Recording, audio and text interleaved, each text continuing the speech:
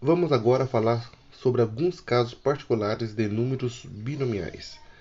Existem ainda alguns casos particulares de coeficientes binomiais, em que não é necessário fazer o seu desenvolvimento, isto é, podemos concluir rapidamente seu resultado. São eles. Então, o primeiro caso é quando o n é igual ao p. Lembrando que no número binomial o n é o numerador e o p é o denominador. Ou seja, eu terei algo como n sobre n. E o resultado será 1. Por exemplo, se eu tiver um número binomial 10 sobre 10. Neste caso, meu n é igual a p. Então, é 1. Perfeito? O segundo caso é quando o p, que é o denominador, for zero. Aí eu terei um número binomial n sobre zero. Também meu resultado vai ser 1.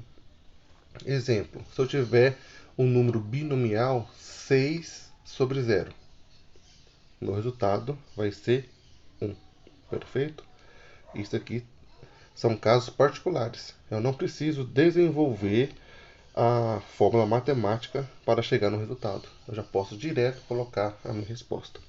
E o terceiro caso é quando o P for 1, ou seja, o denominador do meu número binomial será n sobre 1. O resultado neste caso aqui vai ser o n, vai ser o valor do numerador.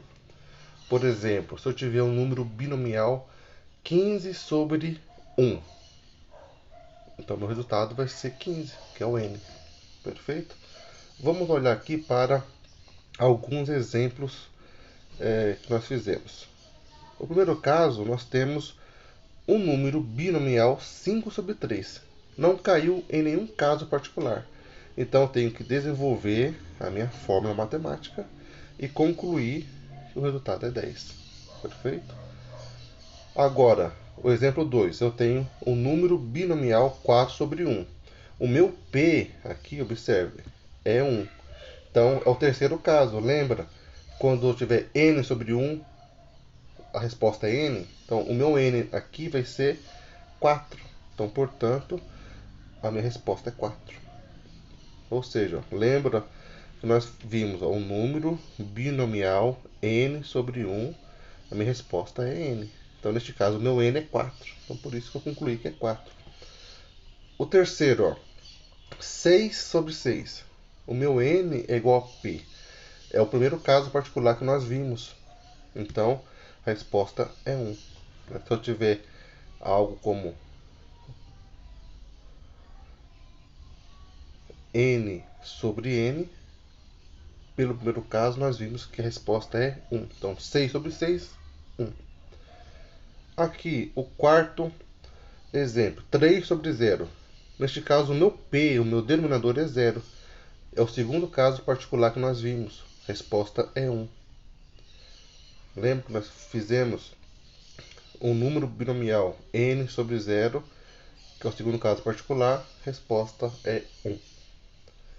E o quinto caso é um caso particular dos particulares, né? 0 sobre 0. Aqui o meu denominador é 0 e o meu n é 0, ou seja, caiu no primeiro caso, n sobre n. Resposta é 1. Então, grave bem esses três casos particulares. N igual a P igual a 0 e P igual a 1.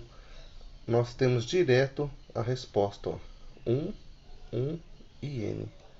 Perfeito?